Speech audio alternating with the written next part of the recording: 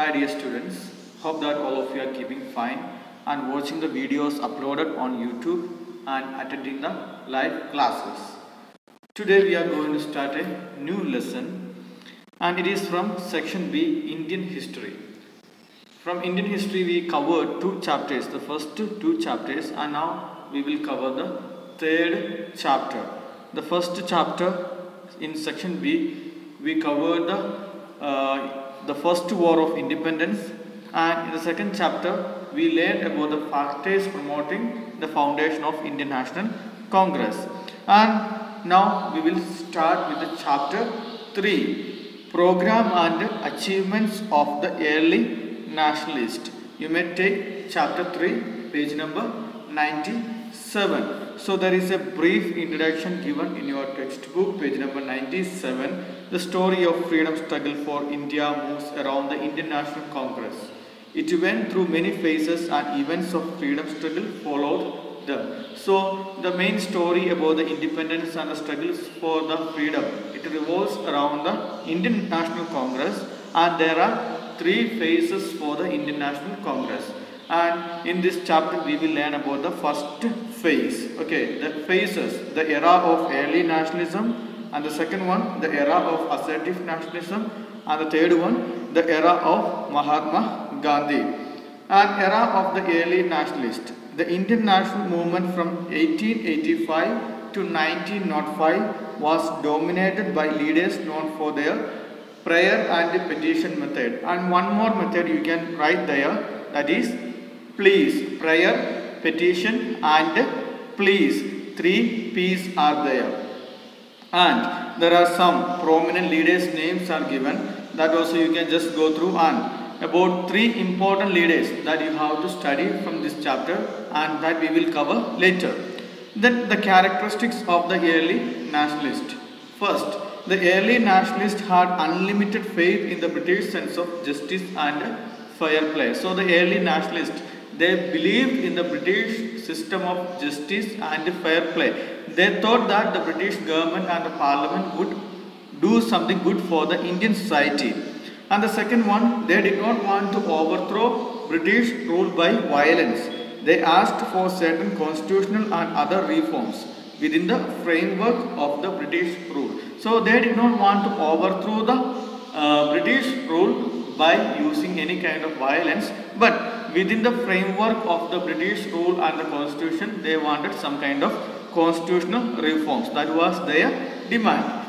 Then the third one, their methods of struggles were quiet, polite and moderate. So they did not depend on any violent methods, but moderate and polite method. They believed that the British government could be persuaded by prayer, petition, resolution and arguments. So through prayer, petition and arguments, they could convince British government. That was the belief of early nationalists. And then the demands of the early nationalists, or the objectives of the early nationalists, we can find there. The first one, what was the objectives or the demands of the early nationalists? Constitutional reforms. Their principal demand was the expansion of the legislative councils and to give them greater powers. For instance, power of budget discussion. So Indians should get participation in the budget discussion. That was the first objective. And the second one, they appealed for the abolition of the India Council. So they wanted to abolish the India Council. And third one, by the beginning of 20th century, they put forward their claim for colonial form of self-government, meaning the system of administration existing in the self-governing colonies of Canada and Australia. So here they wanted a self-government, and based on the British system of parliamentary system or the colonial form of self-government they demanded. So that was the constitutional reforms, the first objective. And the second objective, administrative reforms, complete separation of judiciary from the executive. So now we can see, okay, the legislative body is there, executive body is there, judiciary is there, and earlier it was not the same way. So they demanded for a separation from executive, okay, the separation of judiciary from executive body. Then wider employment of Indians in the higher services. So during that time, only the British people were allowed to have some important position, the government position, but the early nationalists demanded that wider employment of Indians in the higher services. Conducting simultaneous civil service examination both in England and in India. The civil service exams or the higher exams, okay, the exams for the higher services, they were mainly conducted in England, and they demanded, early nationalists, they demanded for conducting the exams both in England and in India, so that Indians also could participate in that exam. The next one, adequate representation of the Indians in the Executive Council of the Viceroy and those of the governors. So all the important positions, they were, okay, that was of the British officers, and here they demanded that the Indians also should get some important positions. Increase in the powers of the local bodies and the reduction of official control over them. The local panchayat and the municipalities, they should get more power. Now the next objective, socio-economic reforms. The total abolition of salt tax and the duty on sugar, giving cheap credit to the farmers through agricultural banks, giving cheap loans without much interest, giving loans to the farmers. Reduction in land revenue and protection of peasants against the unjust demands of the Jamindar. Okay, earlier we had seen about the Jamindari system. There, the Jamindars, they exploited the farmers, so they demanded that, okay, the unjust treatment of the Jamindars should be abolished. Then the next one, industrial growth through trade protection, meaning a heavy duty on imported goods and providing government loans for the development of iron, coal, paper and sugar industries in India. That also we had seen.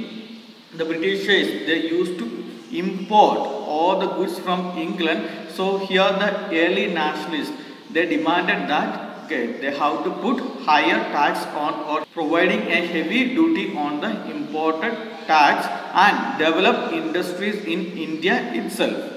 Then the next one, reduction in the expenditure on the army, and the money thus saved should be spent on welfare activities like health and education. The British government, they used to spend more money on what? Army.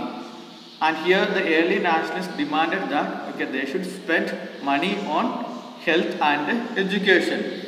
And the next objective, it is safeguarding the civil liberties. Early congressmen condemned the suppression of the freedom of speech and expression. So the British government, so the Britishers, they gave only limited freedom to the Indians in case of the freedom of speech and expression. So the early nationalists, they demanded for the freedom of speech and expression. They demanded the right to assemble and to form associations. They asked for restoration of individual liberties. So they asked for so many freedoms or the liberties like freedom of speech and expression, then the right to assemble or the form association, then the individual liberties. Now we will see about the beliefs and methods of the early nationalists. And there, the beliefs, you can just go through whatever things we had seen, that only there. And the first one, the early nationalists looked to England for guidance and inspiration. They were always motivated and inspired by British policies. And Navroji, Gokhale and many other early nationalists had deep faith in the British sense of justice and fair play. And the third one, they believed that the British Parliament and people wanted to be just to India, but they did not know the true state of affairs prevailing in India. The early congressmen accepted British rule in India and hoped to get the best out of it. So the early nationalists, they believed that, okay, the British and the people there, they wanted to do something good for India, but they were not aware about the problems in India. And they thought that, okay, the British rule, they have to make use of the British rule and get something best out of the British rule. The next one, they were proud of their British connection, and the early congressmen like Dadabhai Navroji had recognized the benefits of British rule in India, like the introduction of railways and telegraphs and introduction of Western education through the medium of English. So they were very much happy about some of the contributions of British. And the next one, the methods. Okay, the methods of the early nationalists. The first one, the political methods of the early congressmen may be summed up as constitutional agitation within the four walls of law and show orderly political progress. So that line you should write: constitutional agitation within the four walls of law and show orderly political progress. That was the feature of the method of early nationalists. And then three methods you can just write down there: prayer, petition and pleas. Okay, the three methods, three P's: prayer, petition and pleas. Then the second one, okay, the third one, they carried their agitation. How they carried their agitation? Petitions to the government officials, resolutions, meeting in towns, cities and villages, distribution of pamphlets and leaflets, preparing memorandum for the government committees. So this was the method of the early nationalists, and they had done their constitutional agitation through these methods. Then the next one, they tried to build up a strong public opinion in India to arouse the political consciousness of the people and to educate and unite them on political questions. And the last one, deputations of leading Indians were sent to Britain to propagate the Indian view. As for example, Dadabhai Naoroji spent a considerable period of his life in England in popularizing India's case among its people. So these were the methods of the early nationalists. So today we had seen the era of early nationalists and the characteristics of the early nationalists and the demands of the early nationalists. Now we saw the beliefs and the methods of the early nationalists. And when you take the early nationalist era, there we can find many leaders, and here in this chapter you have to study basically three important leaders. That you take page number 99. Other things you can leave. Now you take page number 99. Prominent early nationalist leaders. There the first one, it is Dadabhai Naoroji, and you have to study about the contributions of these leaders, and that can be asked there in the exam. So you must study the contributions of the different early nationalist leaders. First one, Dadabhai Naoroji. He is known as the Grand Old Man of India. Such kind of titles you should remember and study. Don't forget. Who is the Grand Old Man of India? Dadabhai Naoroji. And he was born in Parsi family in Mumbai. So that is the life history of Dadabhai Naoroji and his education and his contributions. So you need not to study all the education and other things, but his contributions you must study one by one. So the first one, India's unofficial ambassador. So that is the first contribution of Dadabhai Naoroji. And Dadabhai spent a considerable part of his career in England, and he was known as the unofficial ambassador of India. In 1866, he founded the East India Association. The contribution, he founded the East India Association in London to inform the British about the true state of affairs in India. Then the next one, he was the first Indian who had won a seat in 1892 in the British House of Commons. It was due to his efforts the British House of Commons passed a resolution that ICS examination would be held simultaneously both in England and in India. So the contribution under the title India's unofficial ambassador. Then the next contribution, the position in the Congress. He was one of the founders of the Congress. Again the contribution, and he was selected as the President of the Congress thrice in 1886, 1893 and 1906. The famous resolutions on self-government, boycott, Swadeshi and national education were passed by the Congress under his presidency. His historic address read by Gopal Krishna Gokhale at the Kolkata Congress put stress on the attainment of the Swaraj. So the Congress achieved so many milestones under the leadership of Dadabhai Naoroji. That also you have to go through. Then the drain theory. Dadabhai edited Rest Goftar, some of the important books that also you must learn. The books that is written by Dadabhai Naoroji or the magazines or the newspapers edited by Dadabhai Naoroji. So that is also a contribution. And the magazine, okay, the book Rasta Goftar and magazine Dharma Marga Darshak and his famous drain theory is contained in his book Poverty and Un-British Rule in India. So that book title you must learn. And he explained in various ways in which Indian resources had been drained by the British. So in that book he explained how the Britishers they drained the Indian wealth, and 5 points are given there how the Britishers they drained the Indian wealth. The first one, salaries are paid to the members to the Indian Council. Second one, pensions to the British officers. Third one, payments to War Office for maintaining British troops in India. Fourth one, profits of the British trading agencies sending the savings to England by the British working in India. So these methods they drain the wealth of India. And the second person, important person is Gopal Krishna Gokhale. He was born at Kolhapur in Maharashtra near to us, and he is called as the political guru of Gandhi. And his methods also just like a constitutional method, and he believed in petitions, resolution and passive resistance which had been adopted by Gandhiji. He gave full support to the Swadeshi movement.